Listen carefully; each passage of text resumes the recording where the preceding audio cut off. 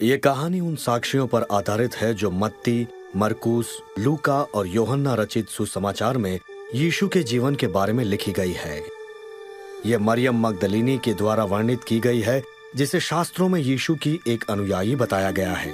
उसका वर्णन नाटक के रूप में उस व्यक्ति की कहानी का सटीक वर्णन करता है जो लगभग 2000 वर्ष पहले रहता था। एक कलाकार ने यीशु के जीवन चरित्र का अभिनय किया है। हालांकि कोई भी कलाकार इस चरित्र को निभाने के योग्य नहीं है, फिर भी ये इसलिए किया गया है ताकि हम यीशु के जीवन को समझ सकें और उससे लाभ उठा सकें।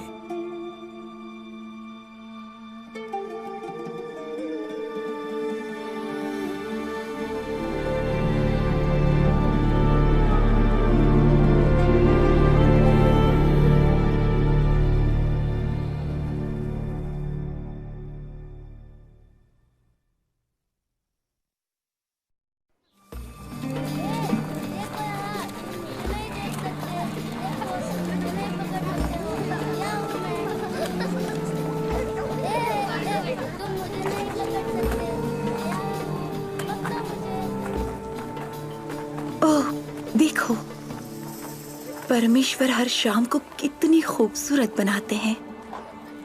ये मुझे उनके महान प्रेम के बारे में बताती है जो मेरे लिए है, तुम्हारे लिए है। परमेश्वर जिन्होंने ये सब रचा है, पता नहीं वो मुझे देखते भी होंगे।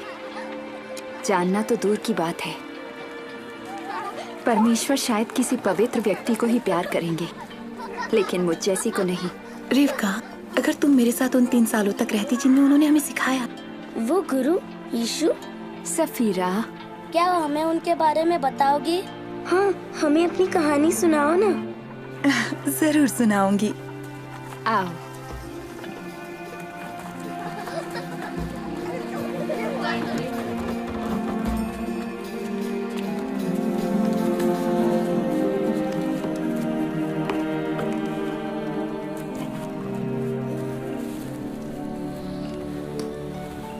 अच्छा, हमें शुरू से ही बताना होगा। यीशु से मिलने के बाद से? नहीं, हमें यीशु की कहानी को समझने के लिए शुरू से ही बताना होगा, जैसा कि पवित्र शास्त्र हमें बताता है।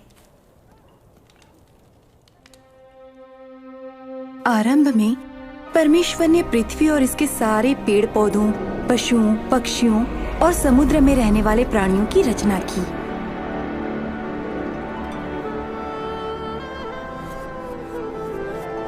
मिट्टी से उन्होंने पहले आदमी को बनाया और उसके नथनों में जीवन का श्वास फूंका। पहला आदमी आदम कहलाया। परमेश्वर ने कहा, आदमी के लिए अकेला रहना अच्छा नहीं, मैं इसके लिए एक योग्य साथी बनाऊंगा। इसलिए परमेश्वर ने आदम की एक पसली ली और उससे उन्होंने स्त्री की रचना की, जिसका नाम हव्वा था। उसे सिर से नहीं बनाया कि वो उस पर शासन, पैर से नहीं बनाया कि वो उसके द्वारा रौंदी जाए, उसकी बगल में से ताकि उसे सुरक्षा मिले, और दिल के पास से ताकि उसे प्यार मिले। प्रेम के परमेश्वर ने पुरुष और स्त्री को परमेश्वर के चरित्र को प्रकट करने के लिए और उनके साथ मिलजुल कर रहने के लिए बनाया। उन्होंने उन्हें अपनी सारी सृष्टि पर शासन करने का अधिकार दिया। आदम और हव्वा परमेश्वर की उपस्थिति में एक सुंदर बगीचे में रहते थे, जिसे परमेश्वर ने उनके लिए बनाया था। परमेश्वर उनके साथ बाग में घूमते थे और बात करते थे, और वहाँ कोई दुख नहीं था, शोषण नहीं था और मृत्यु भी नहीं थी। परमेश्वर ने आदम से कहा, तू बाग के सब वृक्षों के फल खा सकता है, सिवाय भले या बुरे ज्ञान के वृक्ष के फल के। अगर तू उसका फल खाएगा तो अवश्य मर जाएगा।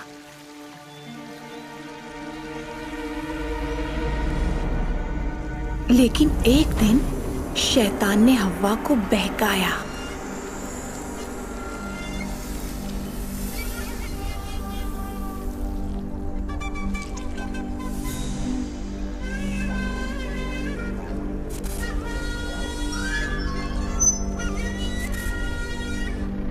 उसने फल तोड़ा और उसे खाया और उसका कुछ हिस्सा अपने पति को भी दिया और उसने भी खाया।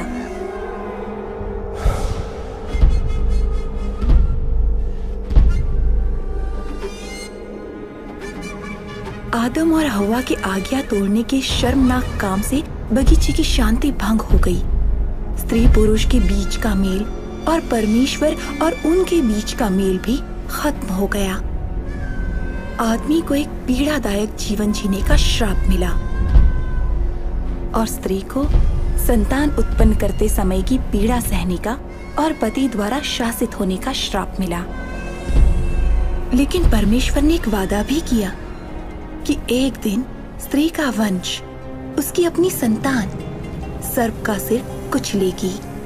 पवित्र शास्त्र में दयालु परमेश्वर अपनी सृष्टि के साथ अपना मेल और आदर फिर से स्थापित करने की योजना के बारे में बताते हैं। उन्होंने अपनी योजना का कुछ हिस्सा अब्राहम पर भी जाहिर किया।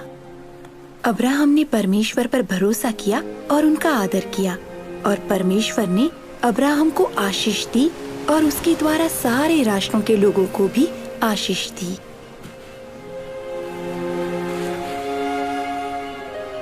परमेश्वर ने उसे समुद्र की रेत की तरह या आकाश के तारों की तरह अनगिनत वंश देने की प्रतिज्ञा की।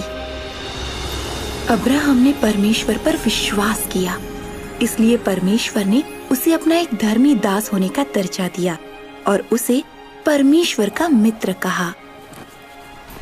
एक दिन परमेश्वर ने अब्राहम की परीक्षा ली। उन्होंने अब्राहम से कहा कि अपने बेटे को लेकर उनके लिए बलि चढ़ाए।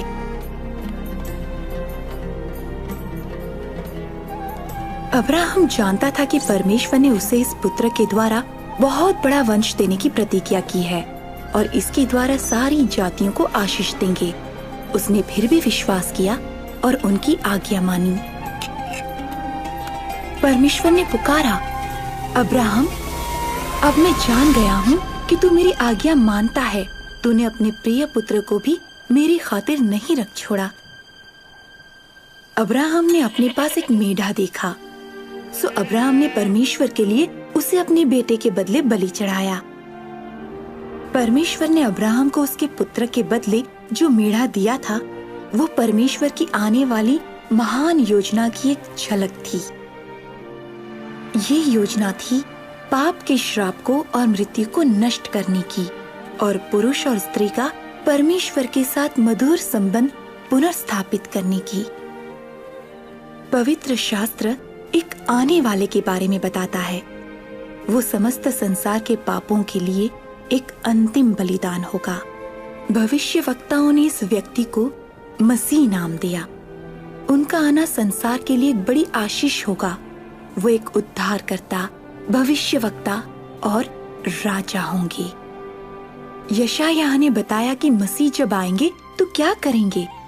परमेश्वर के अभिषिक्त गरीबों के लिए सुसमाचार, टूटे हुए दिलों के लिए चंगाई, गुलामों के लिए छुटकारा और कैदियों के लिए आजादी लाएंगे और घोषणा करेंगे कि समय आ गया है कि परमेश्वर अपने लोगों को बचाएगा। एक गुरु इस जगत में थे जिनका नाम यीशु था। क्या ये वही थे जो सांप का सिर कुचलने के लिए, अंधकार से भरे संसार में उजाला फैलाने के लिए और हमारे श्राप को आशीषों में बदलने के लिए भेजे गए थे? क्या ये वही प्रतिज्ञा किए हुए मसीह हो सकते हैं? क्या ये किसी को जो डरा हुआ हो या लज्जित हो या तुच्छ हो, उसे छुटकारा दे सकेंगे?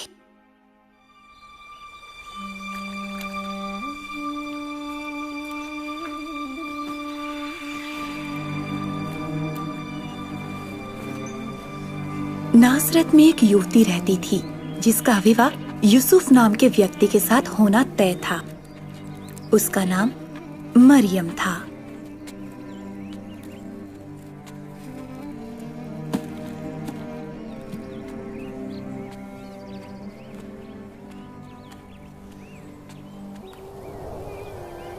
परमेश्वर आपके साथ है और उन्होंने आपको बड़ी आशीष दी है। भयभीत ना हो मरियम, परमेश्वर ने आप पर अनुग्रह किया है। आप गर्भवती होंगी और एक पुत्र को जन्म देंगी और आप उसका नाम यीशु रखना। लेकिन मैं तो कुंवारी हूँ। ये कैसे हो सकता है? पवित्र आत्मा आप पर उतरेगा और परमेश्वर की सामर्थ आप पर छाया करेगी। जो बच्चा आपसे उत्पन्न होगा वो महान होगा और परम प्रधान का पुत्र कहलाएगा। और देखें, यहां तक कि आपकी कुटुंबिनी एलिशबा के भी बुढ़ापे में पुत्र होने वाला है। ये उनका जो बांझ कहलाती थी 6वां महीना है, क्योंकि परमेश्वर के लिए कुछ भी असंभव नहीं।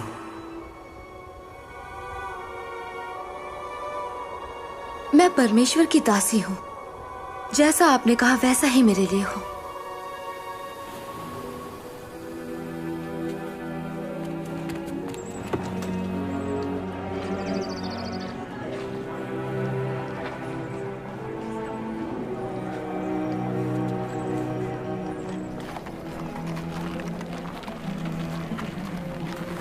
इसलिए मरियम जल्दी से अपनी कुटुंबिनी एलीशिबा से मिलने गईं।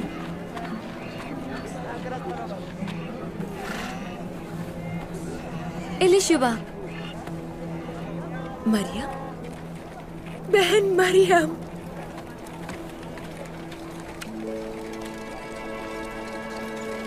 ओह, तो ये सच है। लेकिन तुम सारी स्त्रियों में बहुत ही धन्य हो और तुम्हारे गर्भ का बच्चा भी धन्य होगा। मेरे साथ ये महान बात क्यों हुई कि मेरे प्रभु की माँ मुझसे मिलने मेरे घर आई। जैसे ही मैंने तुम्हारा अभिवादन सुना, मेरे गर्भ का बच्चा खुशी से उछल पड़ा। मेरा हृदय प्रभु की बड़ाई करता है।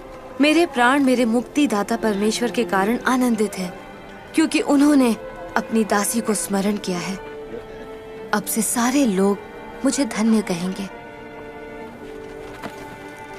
मरियम एलीशिबा के साथ 3 महीने तक रहीं।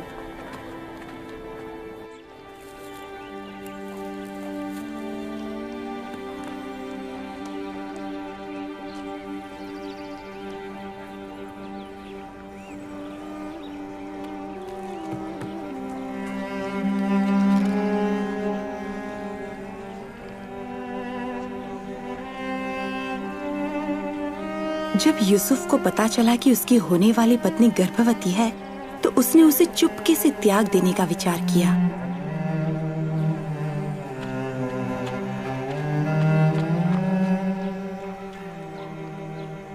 लेकिन परमेश्वर ने अपना एक दूत यूसुफ के स्वप्न में भेजा। आप मरियम को अपनी पत्नी के रूप में घर ले आने से मत डरें, क्योंकि जो उनके गर्भ में है वो पवित्र आत्मा की ओर से है। वो एक पुत्र उत्पन्न करेंगी और आप उनका नाम यीशु रखना, क्योंकि वो अपने लोगों का उनके पापों से उद्धार करेंगे। सो यूसुफ मरियम को अपनी पत्नी बना के अपने यहाँ ले आए।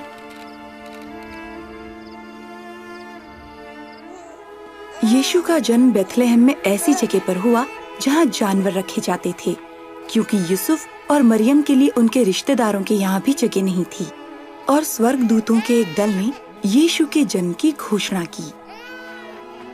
जब उस बच्चे के खतने का समय आया, तो उसका नाम यीशु रखा गया, जिसका अर्थ है परमेश्वर बचाता है।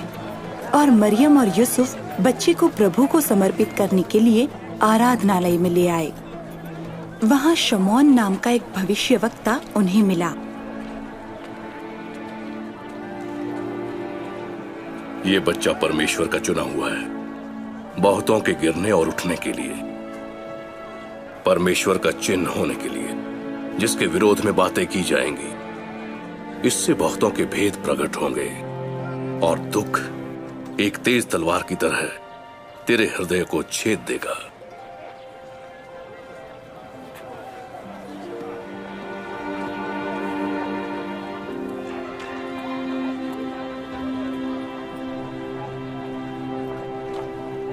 और जब मैंने उनकी कहानी सुनी, तो मैं जान गई कि यीशु एक सामान्य भविष्यवक्ता से कहीं बढ़कर हैं। स्वर्गदूत का क्या मतलब था जब उसने यीशु को परम प्रधान का पुत्र कहा? तो प्रभु की किसी स्त्री के साथ संबंध से तुम्हारा मतलब नहीं है? नहीं नहीं नहीं नहीं, याद रहे, मरियम एक कुंवारी थी। यीशु का गर्भ में आना वास्तव में परमेश्वर के आत्मा द्वारा अद्भुत कार्य था। परमेश्वर कुछ भी कर सकते हैं। क्या तुम्हें इस पर विश्वास नहीं? अपने अद्भुत जन्म के कारण हालांकि यीशु हमारी और तुम्हारी जैसे स्त्री से जन्मे थे, फिर भी वो कहीं ज्यादा थे। अपने पापों से पश्चाताप करो और बपतिस्मा लो और परमेश्वर तुम्हारे पाप क्षमा करेंगे। परमेश्वर ने स्वयं ही ये कहा जब इलीशिबा का पुत्र यूहन्ना बपतिस्मा देने वाला लोगों को यरदन नदी में बपतिस्मा दे रहा था। मैं तो तुम्हें पानी से बपतिस्मा देता हूँ, लेकिन जो आ रहे हैं वो मुझसे कहीं अधिक महान हैं। मैं तो इस योग्य भी नहीं कि उनके जूतों के बंधन खोल सकूं। वो तुम्हें पवित्र आत्मा और आग से बपतिस्मा देंगे।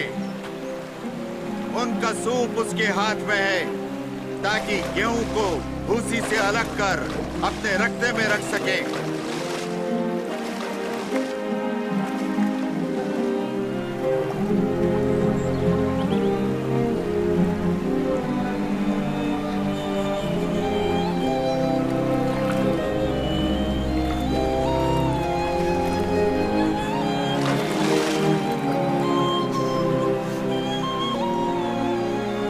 और पवित्र आत्मा यीशु पर एक कबूतर की तरह उतरा और स्वर्ग से एक आवाज आई और उसने कहा, तुम मेरे प्रिय पुत्र हो, मैं तुमसे प्रसन्न हूँ। अपने बपतिस्मे के बाद यीशु उस इलाके में घूमते रहे, लोगों को शिक्षा देते रहे और उनके संदेश उनके अधिकार को साबित करते थे।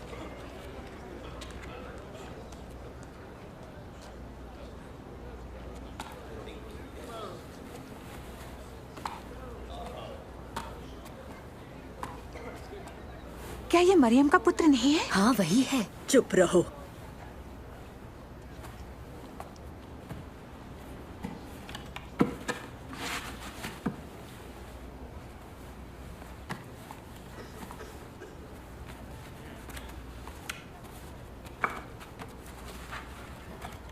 परमेश्वर का आत्मा मुझ पर है, क्योंकि उन्होंने मुझे दीनों को शुभ संदेश सुनाने के लिए चुना है। उन्होंने मुझे भेजा है कि मैं बंदियों को मुक्ति और अंधों को दृष्टि पाने का संदेश दूं, सताए हुए लोगों को मुक्त करने के लिए और यह घोषणा करने के लिए कि समय आ गया है जब परमेश्वर अपने लोगों को बचाए। वो अच्छा बोलता है।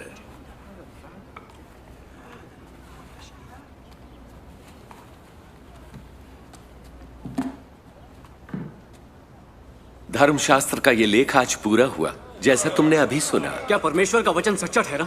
ये प्रतिज्ञा तो केवल मसीह ही पूरी कर सकते हैं। हम कैसे जानेंगे? उनके वचनों ने कईयों को सोचने पर मजबूर किया और उनके आश्चर्य कर्मों पर कई लोगों ने विश्वास किया।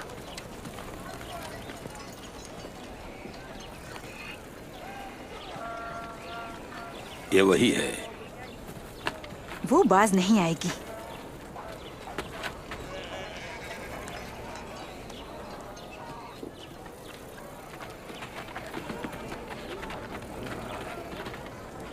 ये कौन है? ये वो गुरु है जो नासरत से आए हैं, यीशु। कैसी हो? ठीक हूँ।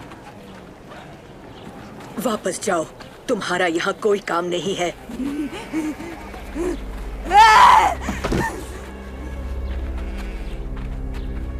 गुरु, उसे छोड़ दें।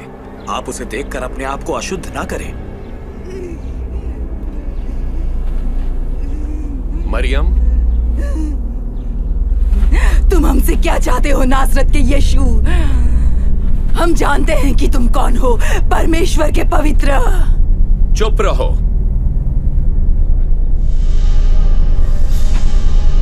दुष्ट आत्माओं,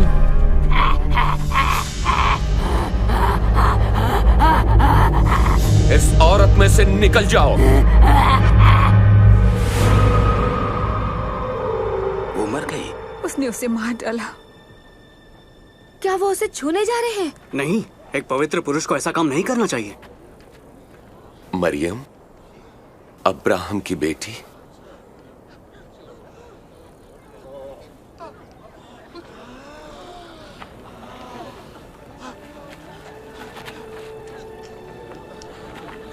ये बिल्कुल ठीक है। वो जीवित है। आश्चर्य है। कौन है ये मनुष्य? यहाँ तक कि दुष्ट आत्माएं भी इनकी सुनती हैं। ये तो आश्चर्य है। ये तो आश्चर्य है। ये कैसे हो सकता है? धन्यवाद।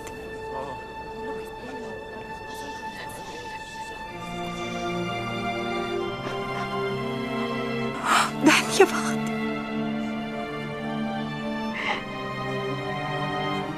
धन्यवाद।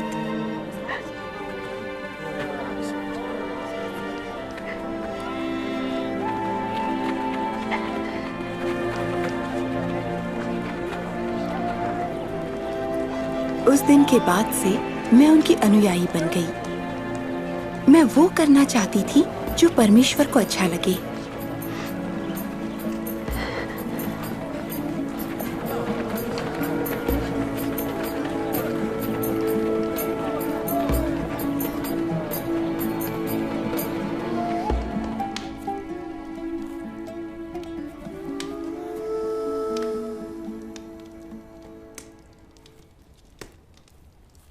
सालों तक मैं शर्मिंदगी में रही थी, लेकिन यीशु ने मुझे मेरा सम्मान लौटाया। उनकी सामर्थ्य ने सब दुष्ट आत्माओं को बाहर निकाल दिया। ओह बच्चे।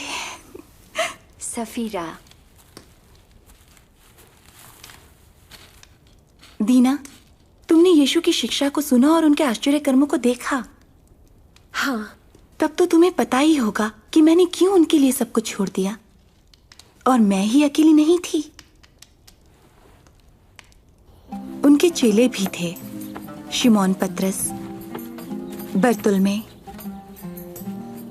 मती, यहूदा इस्करियोती और बाकी के 12। और महिलाएं सुसन, यूहन्ना, मैं खुद और दूसरे भी हैं जिन्होंने अपने घराने समेत यीशु और उनके चेलों की मदद की। हम सब जो ये आशा करते थे कि परमेश्वर ने आखिरकार हमारे लिए मसीह को भेजा। हमें सचमुच एक मुक्तिदाता चाहिए था। रोम ने हम पर बहुत कठोरता से शासन किया। जो भी चीज हमें अच्छी लगती वो ले लेते और जो भी थोड़ा बहुत हमारे पास बचता उस पर कर लगाते। हम शारीरिक और आत्मिक रूप से भूखे थे और हमें कोई ऐसा चाहिए था जो हमें परमेश्वर की राह दिखाता। वर्षों की निराशा और संघर्ष के बाद हम में से कईयों ने तो आशा ही छोड़ दी थी। फिर भी यीशु जहां कहीं भी गए उन्होंने आशा दी।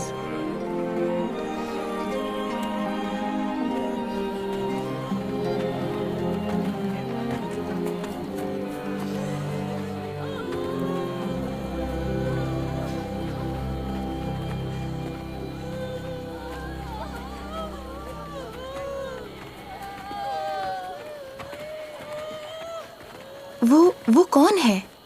एक जवान लड़का, एक विधवा का इकलौता बेटा।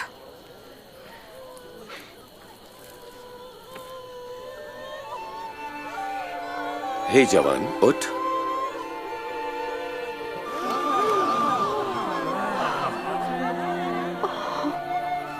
हमारे बीच एक महान भविष्यवक्ता आए हैं। परमेश्वर अपने लोगों को बचाने आए हैं।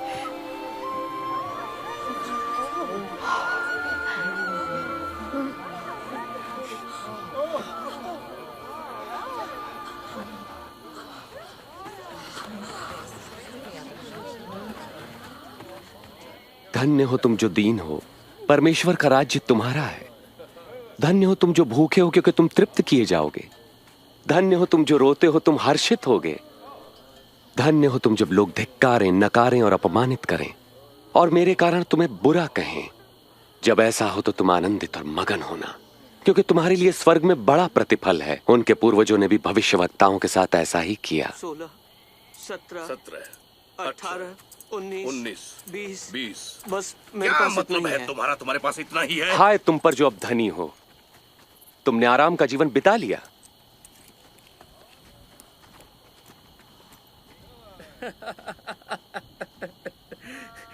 जो धनी ना बनना चाहे वो कोई पागल ही होगा। हाय तुम पर जो अब हंसते हो, तुम रोगे और विलाप करोगे। अफसोस जब लोग तुम्हारी बड़ाई करें, क्योंकि उनके पूर्वजों ने भी झूठे भविष्यवक्ताओं के लिए यही किया। पर मैं तुम लोगों से कहता हूं, शत्रुओं से प्रेम रखो, घृणा करने वालों का भला करो, जो श्राप दे उन्हें आशीष दो, बुरा करने वालों के लिए प्रार्थना करो।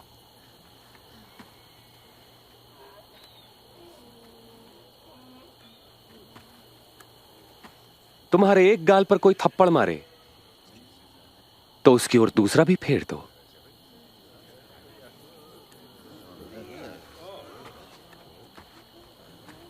कोई तुम्हारा अंगर खा ले तो अपनी कमीज भी उसे दे दो। किसी भी मांगने वालों को मना मत करो। यदि कोई तुम्हारी वस्तु ले ले तो उसे वापस मत मांगो। तुम वही करो जैसा व्यवहार तुम दूसरों से चाहते हो। यदि तुम अपनों से प्रेम रखने वालों से प्रेम रखते हो तो तुम्हें आशीष क्यों कर मिलेगी? पापी भी अपने प्रेम रखने वालों से प्रेम रखते हैं। और यदि स्वयं पर भलाई करने वालों की भलाई करते हो तो तुम क्यों कर आशीष पाओगे? पापी भी ऐसा ही करते हैं। वो उसे कैसे छू सकते हैं? वो उससे कैसे बात कर सकता है? बेशर्म। नहीं, शत्रुओं से प्रेम रखो, उनका भला करो, उधार देकर वापसी की आशा न रखो, तब तुम्हें बड़ा प्रतिफल मिलेगा। तुम परम प्रधान परमेश्वर की संतान ठहरोगे। वो दुष्टों और आभार न मानने वालों पर भी कृपालु है। दयावंत बनो जैसा तुम्हारा परम पिता दयावंत है। यीशु हमें बचाइए। आरोप मत लगाओ तो तुम पर भी नहीं लगेगा। दोष मत लगाओ तो तुम पर भी दोष नहीं लगेगा। क्षमा करो तो तुम्हें भी क्षमा मिलेगी। हमें अपनी राह पर चलाएं प्रभु। दो तो तुम्हें भी दिया जाएगा। जिस नाप से नापोगे उसी से तुम्हारे लिए भी नापा जाएगा। अंधा अंधे को मार्ग नहीं दिखा सकता। ऐसा करने पर दोनों ही गड्ढे में गिरेंगे। अपने भाई की आंख के तिनके को क्यों देखते हो जबकि अपनी ही आंख का लट्ठा नहीं देख पाते?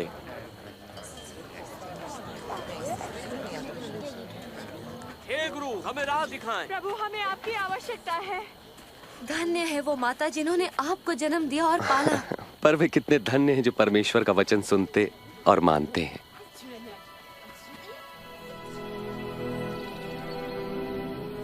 यीशु ने सिखाया कि परमेश्वर पापियों से दुश्मनों जैसा व्यवहार नहीं करते कि उन्हें नष्ट कर दिया जाए, बल्कि उन्हें खोई हुई भेड़ के समान समझते हैं और अपने गले में शामिल करने के लिए ढूंढते हैं। हमें पता नहीं था कि ऐसे लोगों को भी मान और प्यार दिया जाना चाहिए जो सदियों से तुच्छ जाने जाते थे, और विदेशी संस्कृति के मिश्रित लोग जो हमें नापसंद थे। ये पता चला जब यीशु ने सामरिया की यात्रा की। ये कौन औरत है जिससे सब घृणा करते हैं? ये एक सामरी है। क्या यही काफी नहीं है? चलो, हमें भोजन खरीदना है और हम नहीं चाहते कि गुरु को इंतजार करना पड़े।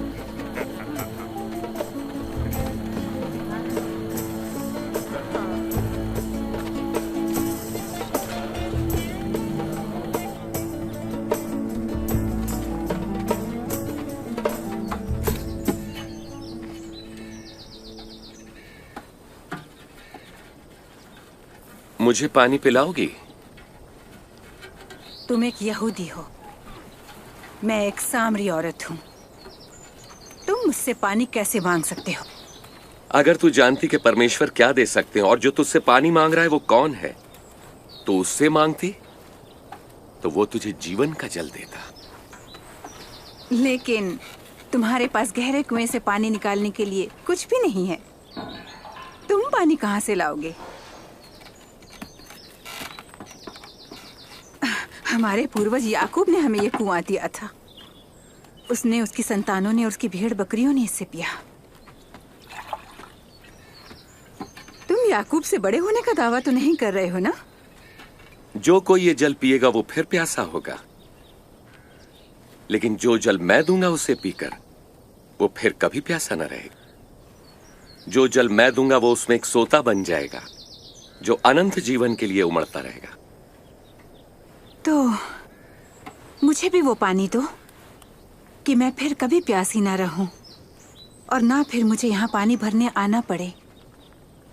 जा अपने पति को बुला ला और जल्दी आ। मेरे पास पति नहीं है। तूने सच ही कहा था कि तेरे पास पति नहीं है। तूने 5 आदमियों से विवाह किया और अब जिसके साथ है वो भी तेरा पति नहीं है। तूने मुझसे सच ही कहा। आप तो भविष्यवक्ता लगते हैं। मेरे सामरी पूर्वज इस पर्वत पर परमेश्वर की उपासना करते थे, पर यहूदी कहते हैं यरूशलेम में हमें परमेश्वर की आराधना करनी चाहिए।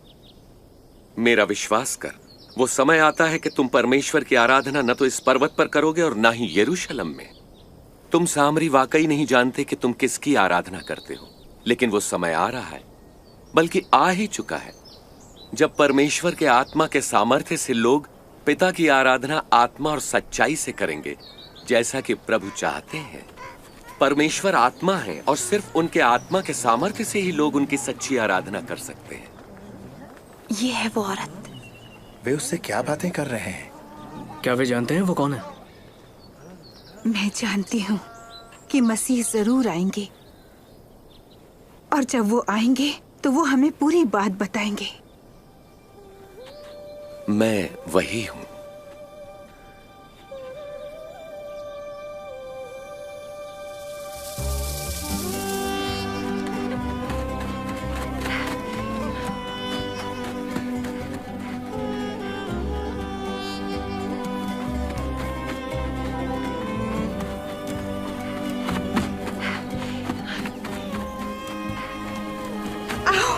और देखो, उस आदमी ने जो कुछ मैंने किया वो सब बता दिया। क्या वो मसीह हो सकते हैं? मसीह? प्रतिज्ञा किया हुआ? ऐसा नहीं हो सकता। आओ और देखो, आओ। गुरु, कुछ खा लें। मेरे पास जो भोजन है उसके बारे में तुम कुछ नहीं जानते। क्या कोई उनके लिए खाना लाया है? मेरा भोजन ये है कि अपने भेजने वाले की आज्ञा मानूं और जो उन्होंने मुझे काम दिया है उसे पूरा करूं। फसल पक चुकी है और कटने के लिए तैयार है।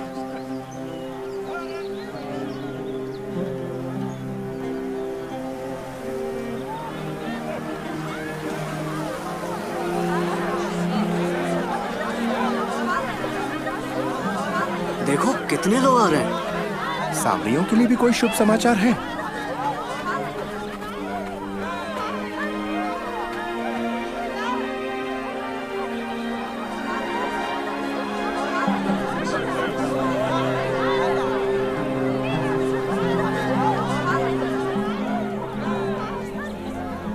शहर के लोग यीशु के पास आए और उनसे विनती करने लगे कि उनके साथ रहें और उन्हें शिक्षा दें।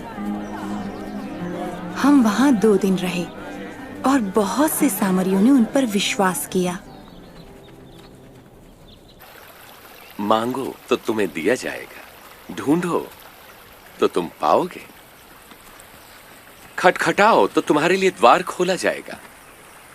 क्योंकि जो कोई मांगता है उसे मिलता है, और जो कोई ढूंढता है वो पाता है, और जो खटखटाता है उसके लिए द्वार खोला जाता है। तुम में से कौन ऐसा पिता होगा जब उसका पुत्र उससे रोटी मांगे तो वो उसे पत्थर देगा, पानी मांगे तो जहर देगा? सो जब तुम बुरे होकर अपने बच्चों को अच्छी वस्तुएं देना जानते हो, तो तुम्हारे परमपिता परमेश्वर अपने मांगने वालों को पवित्र आत्मा क्यों ना देंगे? मैं तुमसे कहता हूं, अपने प्राण की चिंता न करो कि हम क्या खाएंगे, और ना ही अपने शरीर की कि क्या पहनेंगे, क्योंकि प्राण भोजन से बढ़कर और शरीर वस्त्रों से बढ़कर है। पक्षियों को देखो, वे न बोते हैं, न काटते हैं और न ही उनके कोई भंडार है, फिर भी परमेश्वर उन्हें खिलाते हैं।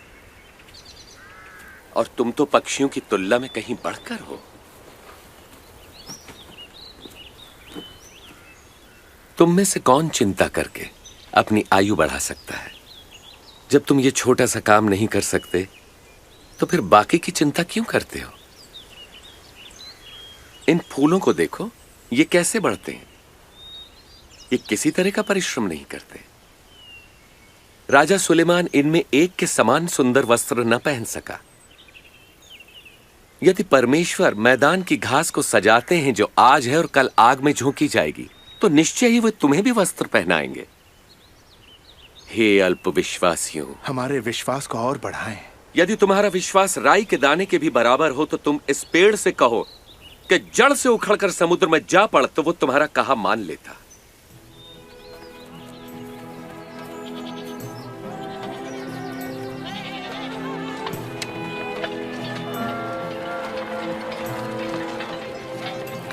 पाप में गिराने के लिए परीक्षाएं अवश्य आती हैं, परंतु हाय उस मनुष्य पर जिसके द्वारा वो आती हैं। जो किसी के लिए पाप का कारण बनता है, उसके लिए यही ठीक है कि उसके गले में भारी पत्थर लटकाकर उसे समंदर में डाल दिया जाए।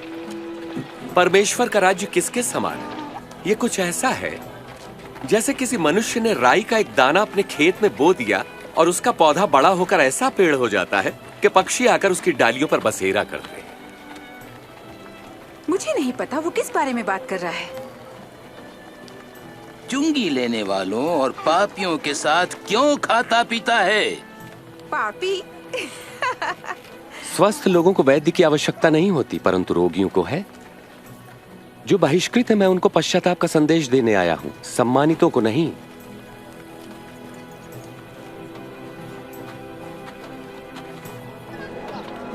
वे आ रहे हैं, वे यही हैं, देखो। यीशु, यीशु।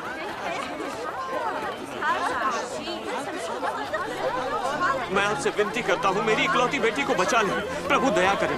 वो केवल 12 साल की है और मरने पर है। मेहरबानी करके मेरे साथ चलें। अगर मैं उनका कपड़ा ही छू सकूं, तो मैं ठीक हो जाऊंगी। यायर, मुझे दुख उन्हें है। अकेला छोड़ दो यायर। तेरी बेटी मर गई है। गुरु को अब कष्ट ना दे।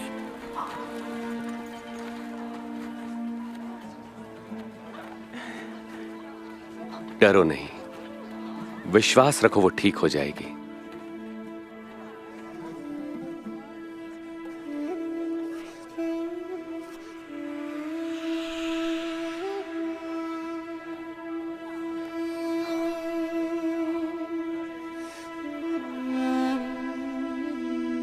किसने मुझे छुआ? किसी ने मुझे छुआ है। मैं जानता हूं कि मुझसे सामर्थ्य निकली है।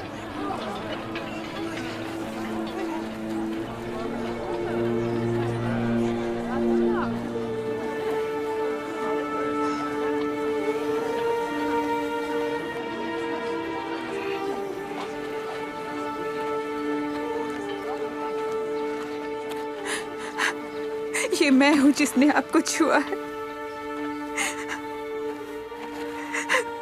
मैं 12 साल से लहू बहने से परेशान थी। अपना सब कुछ वैद्यों पर खर्च कर दिया, पर वो कुछ ना कर सके।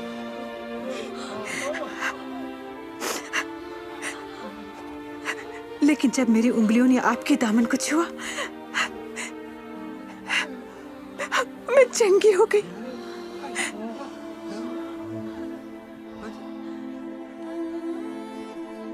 बेटी, तेरे विश्वास ने तुझे चंगा किया है।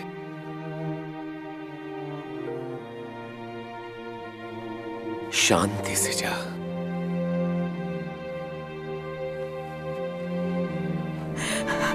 धन्यवाद।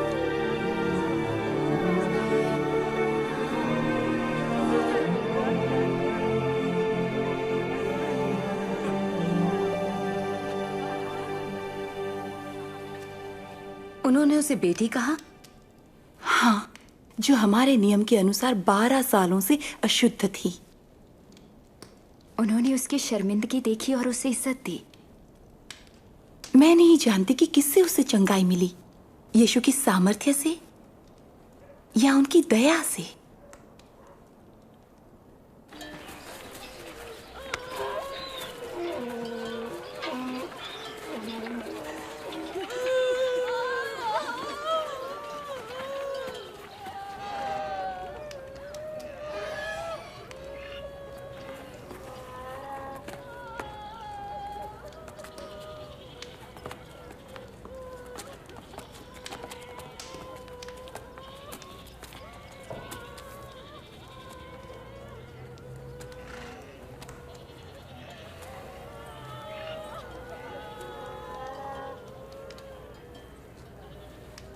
तुम रो मत, वो मरी नहीं है, वो तो बस सो रही है।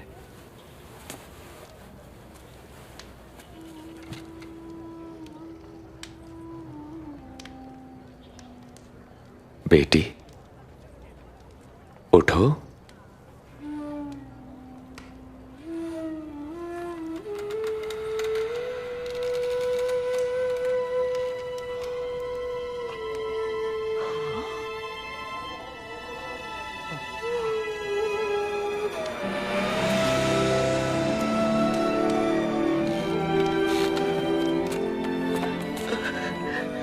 इसे कुछ खाने को दो।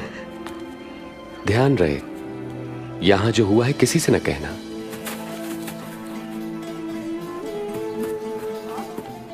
वो जीवित है, मालिक की बेटी। गुरु ने उसे जीवित कर दिया। परमेश्वर की स्तुति हो, वो जीवित है। उनके अद्भुत कर्मों की चर्चा फैलती गई और ज्यादा से ज्यादा लोग उनके पीछे चलने लगे।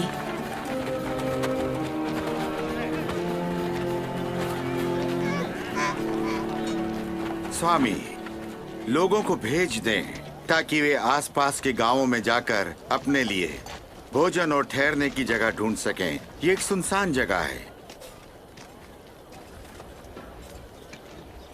तुम स्वयं इनके भोजन का प्रबंध करो। लेकिन हमारे पास केवल 5 रोटियां और 2 मछलियां ही हैं।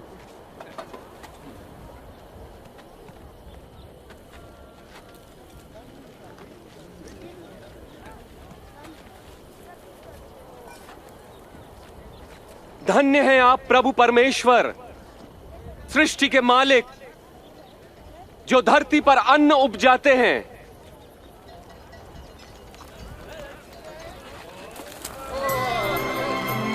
ये तो चमत्कार है।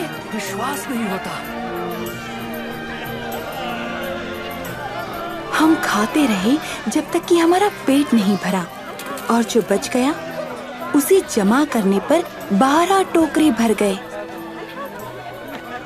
ये अद्भुत आश्चर्य कर्म हमें यीशु की आशीषों की याद दिलाता है, ताकि हम उनके पीछे चलते रहें।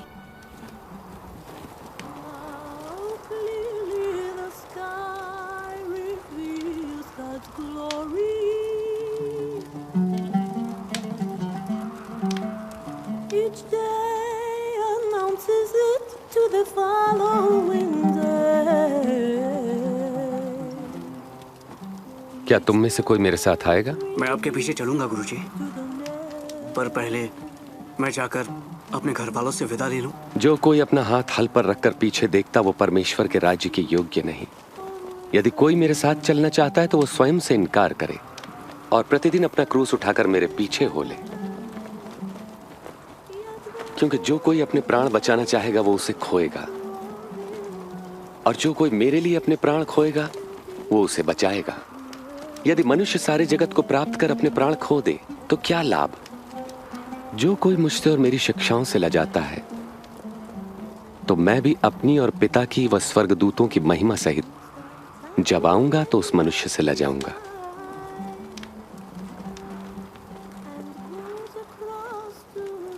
सच कहता हूं, यहां कुछ ऐसे भी हैं कि जब तक परमेश्वर का राज्य न देख ले मृत्यु नहीं देखेंगे।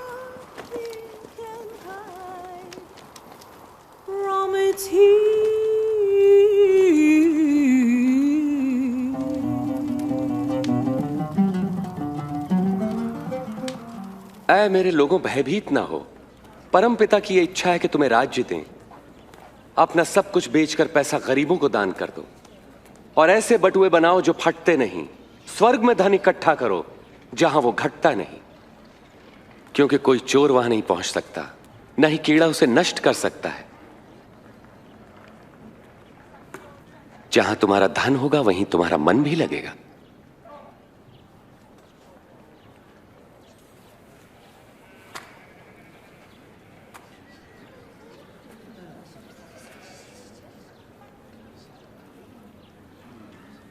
हे नारी, तुम अपनी बीमारी से मुक्त हुई।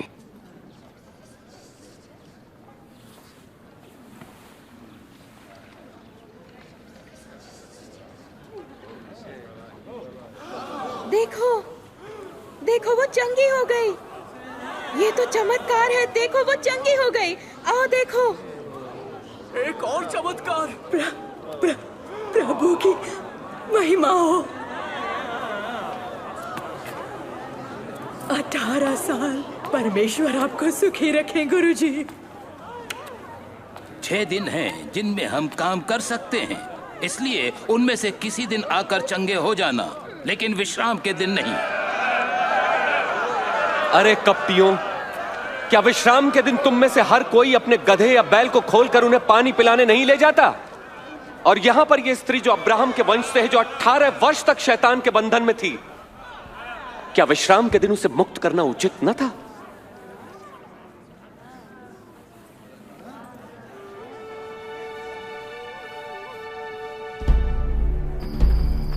रोमी अधिकारी और हमारे धार्मिक गुरु यीशु की लोकप्रियता से चिंतित हो गए। मैंने तो सुना है कि बहुत से लोगों ने उसे अपना राजा मान लिया है। राजा? राजा भिखारियों, वेश्याओं और चोरों का? उसके समान हमने बहुत देखे हैं। वो आके अपने दावे करके चले जाते हैं, लोग उन्हें भूल जाते हैं। अनजान मत बनो, उसके अनुयायी प्रतिदिन बढ़ रहे हैं, उसकी सराहना करते हैं और लोग। सोचते हैं कि वो राजा है। मैं तुम्हें चेतावनी दे रहा हूं, अगर इस आदमी ने शांति भंग की तो आप ही जिम्मेदार होंगे।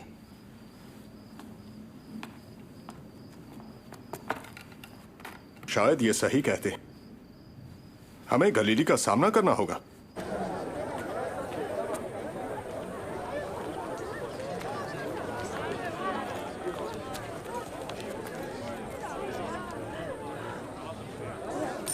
ये बहुत कम है। सिर्फ 2 छोटे सिक्के। क्या ज्यादा नहीं दे सकती? मैं कहता हूं, इस निर्धन विधवा ने सबसे ज्यादा दान दिया है, क्योंकि दूसरों ने अपने बहुत से धन में से थोड़ा सा दिया है, परंतु इसने गरीब होते हुए भी अपनी सारी जीविका और पूंजी दे दी। हमें बताइए, आपको ये कहने का क्या अधिकार है? आपको ये अधिकार किसने दिया? अब मैं तुमसे एक प्रश्न पूछता हूं, यूहन्ना को बपतिस्मा देने का अधिकार परमेश्वर से मिला था या मनुष्य से? हमें नहीं मालूम कि यह अधिकार कहां से मिला। तो मैं भी तुम्हें नहीं बताता कि मैं ये सब कुछ किस अधिकार से करता हूं।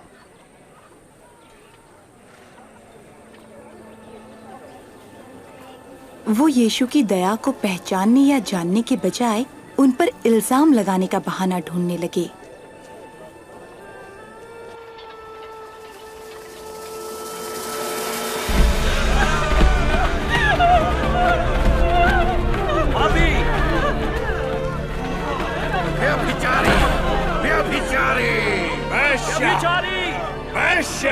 गुरु, ये औरत व्यभिचार करते हुए रंगे हाथ पकड़ी गई है। हमारे नियम में मूसा ने आज्ञा दी है, ऐसी औरत को पथरवाह करके मार डालना चाहिए। पथरवाह करो, पत्थरवाह करो। आप क्या कहते हैं?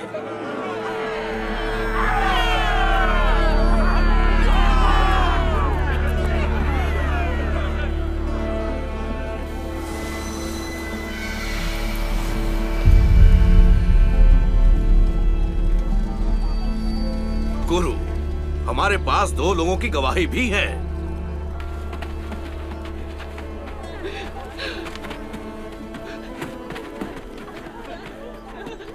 हम इस औरत के साथ क्या करें? आदमी कहाँ है? नियम कहता है कि उस पर भी मुकदमा चले।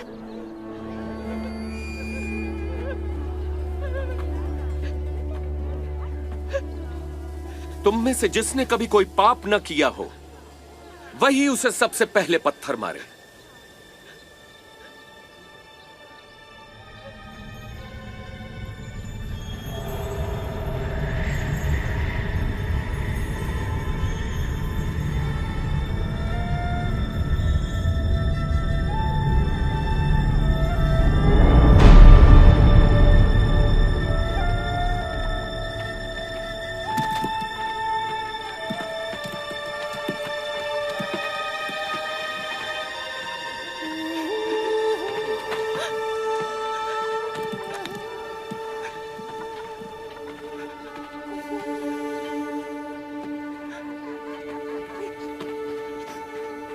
हे औरत, वो कहां गए? क्या तुझे दंड देने के लिए कोई नहीं रुका? यहाँ कोई नहीं। तो मैं भी तुझे कोई दंड नहीं देता।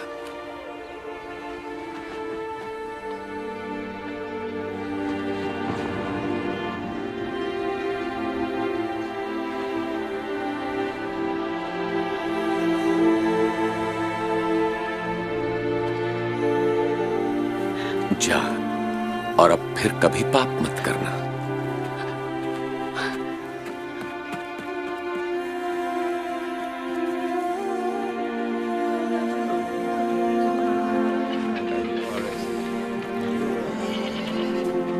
मुझे ऊपर उठाओ। आजा मेरे कंधे पर। क्या आप तुम देख सकते हो? मैं यीशु को देख सकता हूँ। वो नियमों को तोड़ता है। एक बीज बोने वाला बीज बोने निकला। विश्राम दिन का उल्लंघन करता है। बोते हुए कुछ बीज मार्ग के किनारे गिरे और पापियों के साथ रहता है। और कुछ अगर हम उसे ऐसे ही जाने देंगे तो हर कोई उस पर विश्वास कर लेगा और रोमी अधिकारी कार्रवाई करेंगे और हमारे मंदिर को तोड़ देंगे। अच्छी भूमि पर गिरे और सभी पौधों ने उगकर वो यीशु को फांसने और उनके पीछे चलने वालों को रोकने में असफल रहे, लेकिन उन्होंने उनके मसीह होने के दावे को रोकने का इरादा कर लिया और उन्होंने एक ऐसे आदमी को ढूंढ लिया जो उन्हें धोखा देने के लिए तैयार हो गया।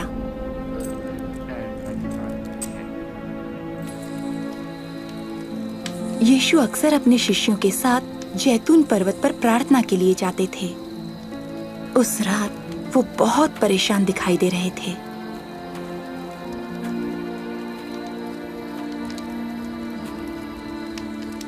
तुम क्यों सो रहे हो?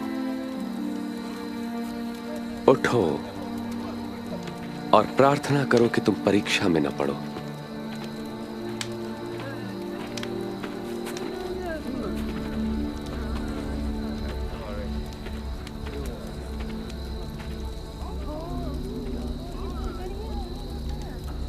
यहूदा,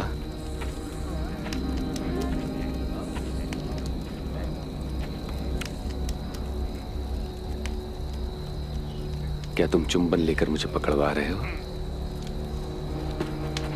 गुरु, क्या हम तलवार चलाएं? चलो इसे पकड़ लो। बस बहुत हो गया।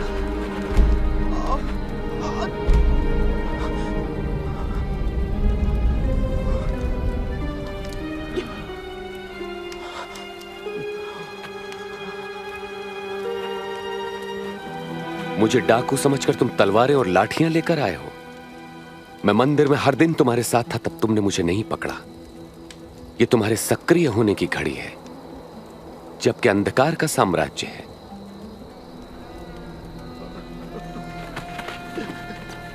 पकड़ लो इसे।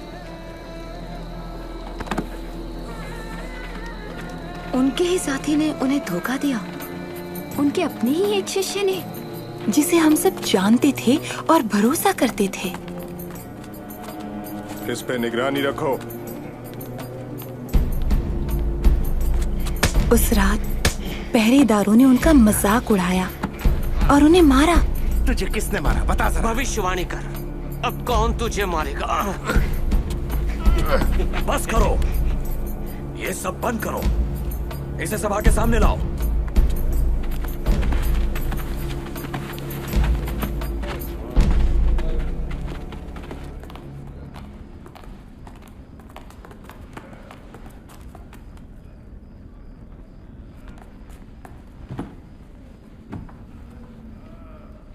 ये बता हमें, क्या तू सचमुच मसीह है?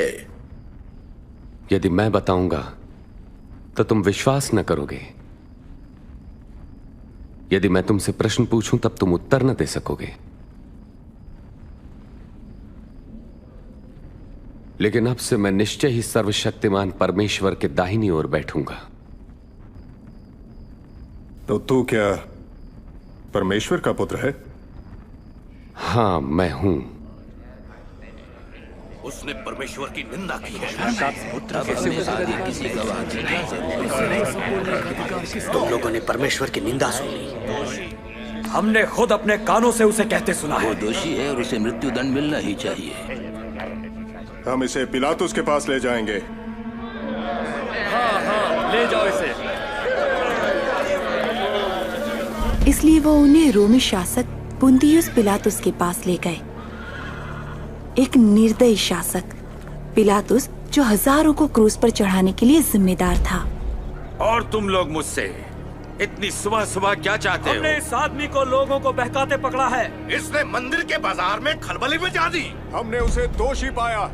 हमने इसे लोगों को कर देने से मना करते और अपने को मसीह और राजा कहते हुए सुना है। राजा? क्या तू इन यहूदियों का राजा है? तुमने खुद कहा। कैसर के सिवा हमारा कोई हमारे राजा नहीं। कानून के अनुसार वो मृत्यु दंड का अधिकारी है, क्योंकि वो अपने आप को परमेश्वर का पुत्र कहता है।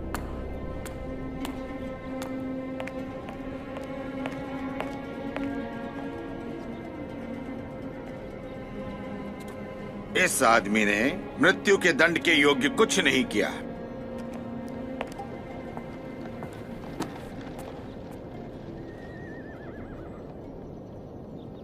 इसलिए मैं उसे पिटवाकर छोड़ देता हूं। अगर तुम उसे छोड़ते हो तो तुम कैसर से गद्दारी करोगे।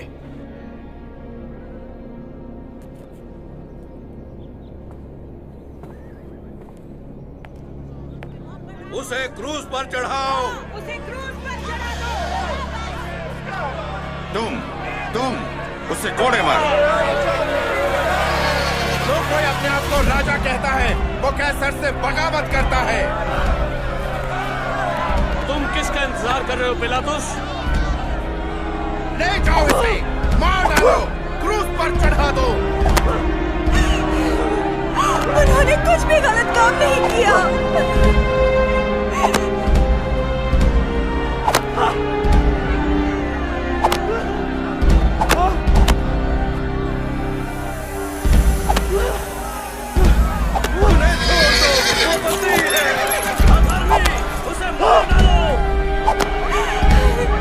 उन्होंने कुछ भी बुरा नहीं किया। तुम उसे क्यों सता रहे हो? छोड़ दो।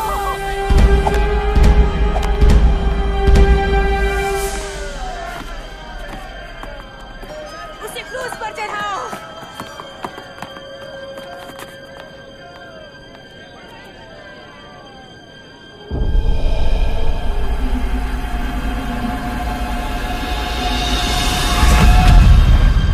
क्रूस पर चढ़ाओ। क्रूस पर चढ़ाओ। पीछे पीछे हटो। पीछे पीछे हटो। उससे दूर रहो।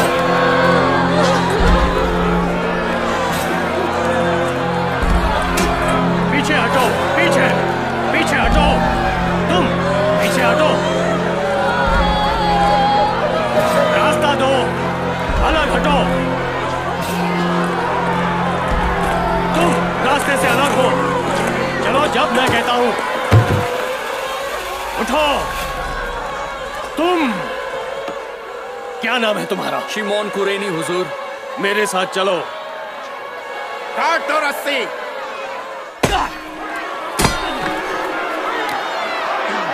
तुम उठाओ इसे। चलो आगे बढ़ो।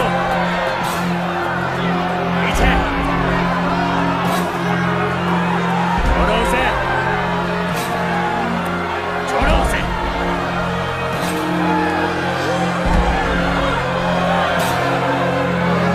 पीछे हटो। पीछे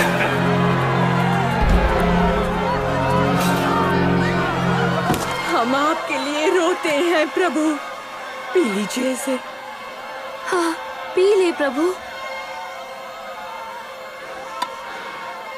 यरूशलेम की स्त्रियों, मेरे लिए नहीं, अपने और अपने बच्चों के लिए रो। जब ये लोग मेरे साथ ऐसा व्यवहार कर रहे हैं तो तुम्हारे साथ क्या कुछ ना होगा। प्रभु आपकी मदद करें। हम आपके लिए प्रार्थना करेंगे।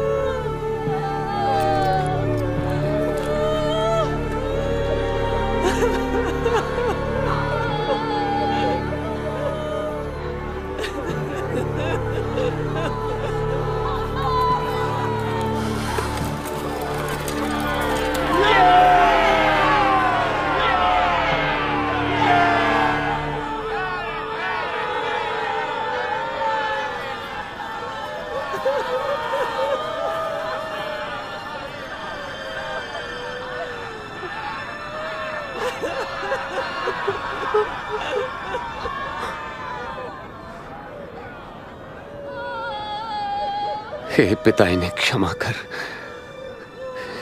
ये नहीं जानते कि क्या करते हैं। इसने औरों को बचाया, अपने को नहीं बचा सकता। हाँ, बचा अपने को। अगर तू सचमुच मसीह है, अब क्रूस पर से उतर आ। हमें अपना कोई चमत्कार दिखा। जो कोई भी लटकाया जाता है वो परमेश्वर की ओर से श्रापित होता है।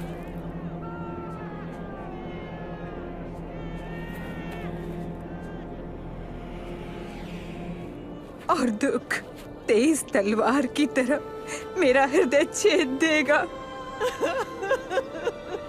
और दुख एक तेज तलवार की तरह तेरे हृदय को छेद देगा।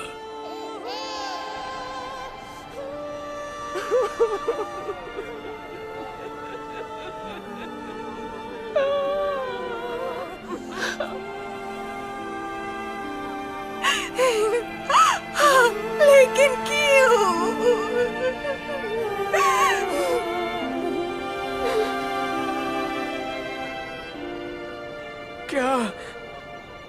क्या तू मसीह नहीं? तो फिर अपने आप को और हमें बचा ले। क्या तुम परमेश्वर से भी नहीं डरते? उनको वही सजा मिल रही है जो हमें मिली, पर उनका तो कोई अपराध नहीं है। मुझे याद रखना यीशु जी, जब आप अपने राज्य में आएंगे। मैं वचन देता हूं कि तुम आज ही स्वर्ग में होगे मेरे साथ।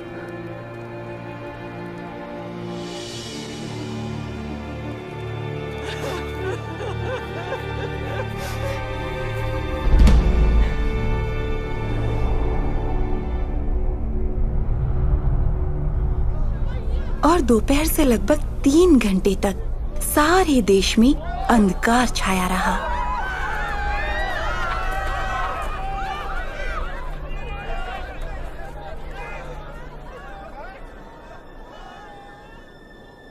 हे पिता, आपके हाथों में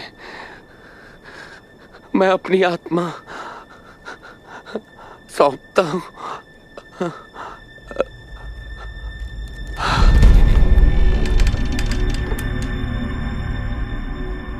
परमेश्वर की महिमा हो। निश्चय ही ये एक धर्मी मनुष्य थे।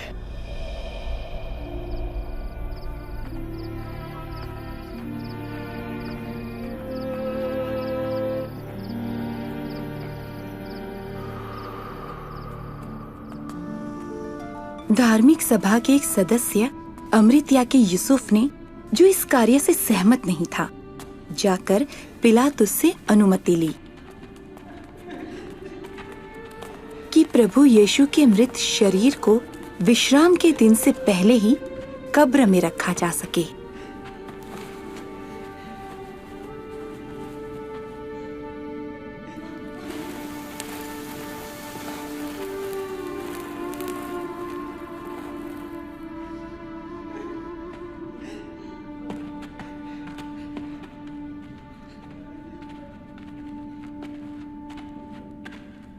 हमें क्षमा करें, हम अपने प्रभु की देह के पीछे पीछे आ गईं।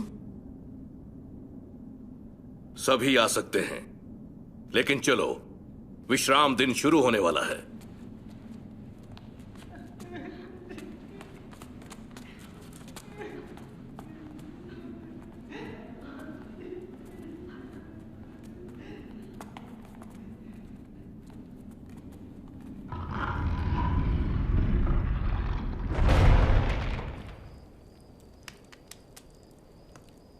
उन्होंने उसे क्यों मारा?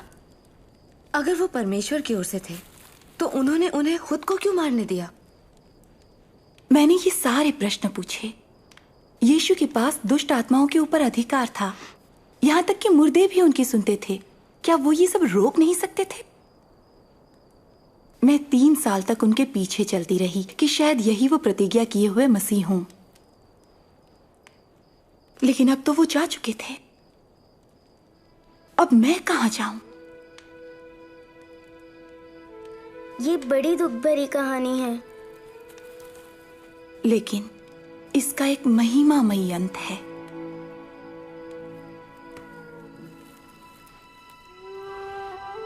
रविवार की सुबह यीशु को क्रूस पर चढ़ाने के बाद ये 3रा दिन था जब हम सुगंधित द्रव्य तैयार करके कब्र पर गए, उनकी देह पर लगाने के लिए। कब्र का पत्थर हटा हुआ है।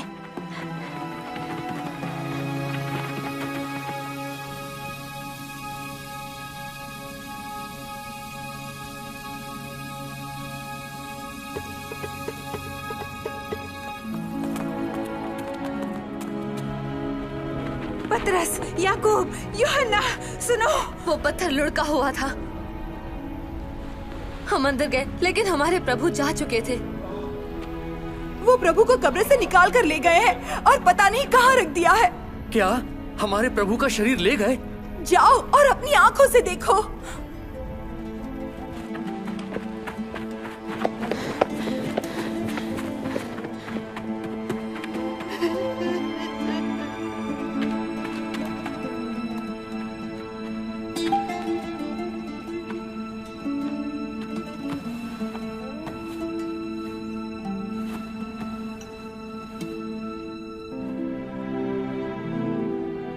कब्र की अच्छी तरह जांच करने के बाद पतरस दूसरे शिष्यों के पास लौटा, लेकिन मैं बाहर ही खड़ी रही, हैरान और रोती हुई। उन्हें जरूर सिपाहियों ने चुरा लिया है या फरीसियों ने। उन्होंने हमारी सारी आशा खत्म कर दी। कम से कम वो हमारे लिए उनका शरीर ही छोड़ देते।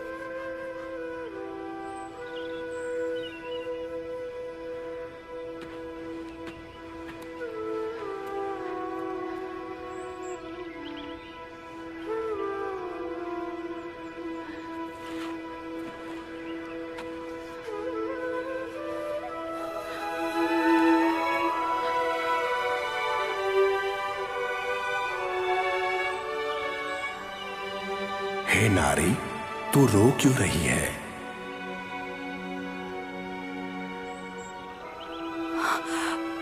वो मेरे प्रभु को ले गए हैं। मैं नहीं जानती उन्हें कहाँ रखा है। हे नारी, तू क्यों रो रही है? किसको ढूंढ रही है तू? देख, अगर तूने उन्हें उठा लिया है तो मुझसे कह दे कि उन्हें कहाँ रखा है और मैं उन्हें ले जाऊंगी। मरियम। गुरु, मुझे मत छू, क्योंकि मैं अब तक पिता के पास ऊपर नहीं गया। आप जीवित हैं प्रभु। जा और ये खबर मेरे भाइयों को सुना। आप हमें नहीं भूले। परमेश्वर ने हमें नहीं छोड़ा। उन्हें बताओ। मैंने प्रभु को देखा है। मैंने मसीह को देखा है।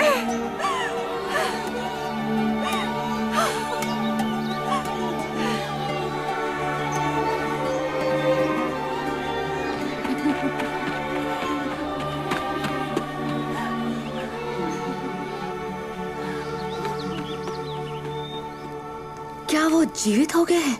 हाँ। कैसे? मृत्यु उन पर विजय न पा सकी, तो फिर उन्हें मरना क्यों पड़ा? मृत्यु पर विजय पाने के लिए। ओह, मैं उन्हें उस दिन न समझ सकी, लेकिन उसके बाद यीशु हमें कई बार दिखाई दिए और उन्होंने हमें शिक्षा भी दी। यीशु के आने से हजारों साल पहले भविष्यवक्ताओं ने शास्त्रों में प्रतिज्ञा किए हुए मसीह के बारे में ये भविष्यवाणी की थी कि वो दुख उठाएगा। यशायाह ने लिखा, वो हमारे ही अपराधों के कारण घायल किया गया, वो हमारे ही अधर्म के कामों के हेतु कुचला गया, हमारी ही शांति के लिए उस पर ताड़ना पड़ी कि उसके कोड़े खाने से हम चंगे हो जाएं। मूसा भविष्यवक्ता ने लिखा, जो लटकाया जाता है वो परमेश्वर द्वारा श्रापित है। जब यीशु क्रूस पर मरे तो उन्होंने हमारे श्राप को अपने ऊपर ले लिया, मेरा श्राप, पाप और मृत्यु का। उनके त्याग और पुनरुत्थान ने हमें बुराई के बंधन से मुक्त किया, हमें अंधकार की शक्ति से बचाया और हमें डर और शर्मिंदगी के जीवन से आजाद किया। ये वो आशीष है जिसकी प्रतिज्ञा परमेश्वर ने हमारे पूर्वज अब्राहम से की थी, जब उन्होंने कहा था कि पृथ्वी के सारे लोग उनके द्वारा आशीष पाएंगे। सारे लोग? स्त्रियां भी? यीशु ने मुझे अब्राहम की बेटी कहा। तुम एक प्रिय बेटी हो, एक बेटी जिसे वो आशीष देना चाहते हैं, जैसे कि उस औरत को उन्होंने 12 साल की बीमारी से मुक्त किया, या मेरी जैसी। हम में से किसी को भी डर या शर्मिंदगी का जीवन जीने की जरूरत नहीं है। अब हमें छुपे रहने की जरूरत नहीं है। यीशु ने स्वयं कहा, परमेश्वर का आत्मा मुझ पर है, क्योंकि उन्होंने मुझे दीनों को शुभ संदेश सुनाने के लिए चुना है। उन्होंने मुझे भेजा है कि मैं बंदियों को मुक्ति और अंधों को दृष्टि पाने का संदेश दूं, सताए हुए लोगों को मुक्त करने के लिए और यह घोषणा करने के लिए कि समय आ गया है जब परमेश्वर अपने लोगों को बचाए।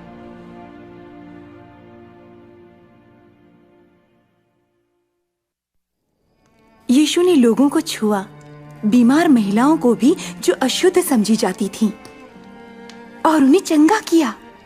उन्होंने बच्चों, आदमियों, औरतों, अमीरों, गरीबों, धर्मियों और पापियों को शिक्षा दी, उनका सम्मान उन्हें लौटाया और अपने महान प्रेम को प्रकट किया।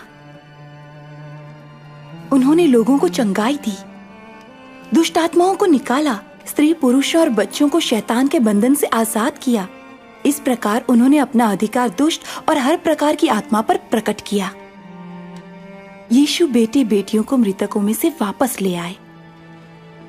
उन्होंने अपनी सामर्थ्य मृत्यु पर भी प्रकट की, और हालांकि शैतान और दुष्ट आत्माओं ने समझा कि उन्होंने यीशु को क्रूस पर चढ़ाकर विजय हासिल कर ली, लेकिन यीशु मृतकों में से जी उठे, शैतान और मृत्यु पर विजय प्राप्त करते हुए। तो क्या वो मसीह थे? केवल प्रतिज्ञा के मसीह ही ये सब काम कर सकते थे जो यीशु ने किए। और केवल यीशु जैसे कोई दयावंत, सामर्थ्यवान और विश्वसनीय ही हमारे विश्वास और भक्ति के योग्य हैं। जब परमेश्वर ने संसार बनाया तो उन्होंने स्त्री पुरुष को अपनी उपस्थिति में रहने के लिए और अपने आनंद को अनुभव करने के लिए बनाया। ये उनकी योजना थी। लेकिन हमने उनका विश्वास नहीं किया और उनकी आज्ञा नहीं मानी। इस शर्मनाक काम ने हमें परमेश्वर से अलग कर दिया और स्त्री पुरुष के प्रगाढ़ संबंध को बिगाड़ दिया। हमने भी इस आज्ञा उल्लंघन को जारी रखा। पवित्र शास्त्र कहता है, कोई भी ऐसा नहीं जिसने पाप न किया हो। पाप का परिणाम मृत्यु और परमेश्वर से अलग होना है। लेकिन परमेश्वर संतुष्ट या प्रसन्न नहीं थे कि हम उनके प्रेम से अलग होकर शर्मिंदगी या डर में जिए। इसीलिए जैसे उसने अब्राहम के बेटे के बदले मेमने की बलि का उपाय किया था, वैसे ही परमेश्वर ने यीशु मसीह को हमारे बदले मरने भेजा। यीशु के जीवन, मृत्यु और जी उठने ने परमेश्वर और जो उनके पीछे चलना चाहते हैं उनके संबंधों को फिर से बहाल किया। और परमेश्वर के साथ हमारा ये संबंध कभी खत्म नहीं होगा, चाहे हम मर भी जाएं। क्रूस पर चढ़े अपराधी ने जब वो मर रहा था तो यीशु पर विश्वास किया और यीशु ने उससे प्रतिज्ञा की, तू आज ही मेरे साथ स्वर्ग में होगा। जो अपना विश्वास यीशु में रखते हैं वो अनंत दंड से बच जाएंगे और परमेश्वर के साथ हमेशा के लिए रहेंगे। कैसे? विश्वास के साथ उनके पीछे चलने से। पर वो मुझे कैसे अपनाएंगे? मुझे और मरियम को भी स्वीकार किया है। मैं कैसे जानूंगी? उनका विश्वास करो, उनसे पूछो, उनसे बात करो।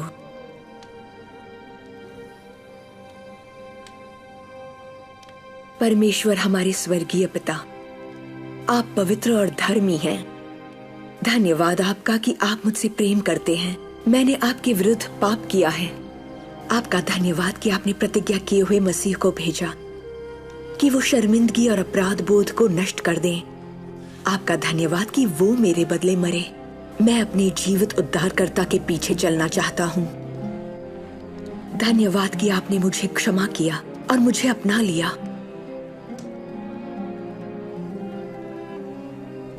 आमीन। आमीन। आमीन। आपका धन्यवाद, धन्यवाद आपका।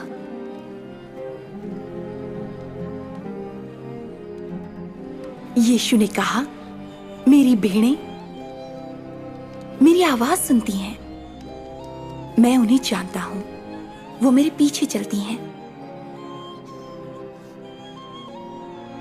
वो तुम्हें जानते हैं रिबका,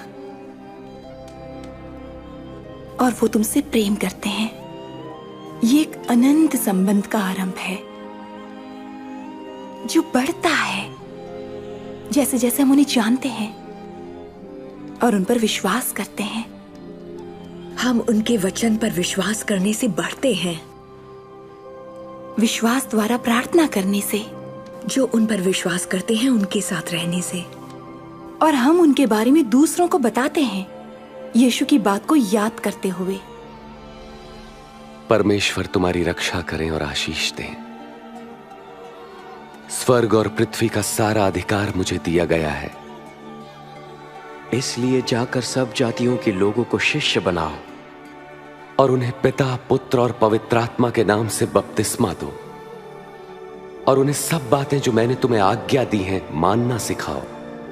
और देखो, मैं जगत के अंत तक सदैव तुम्हारे साथ हूं। आमीन।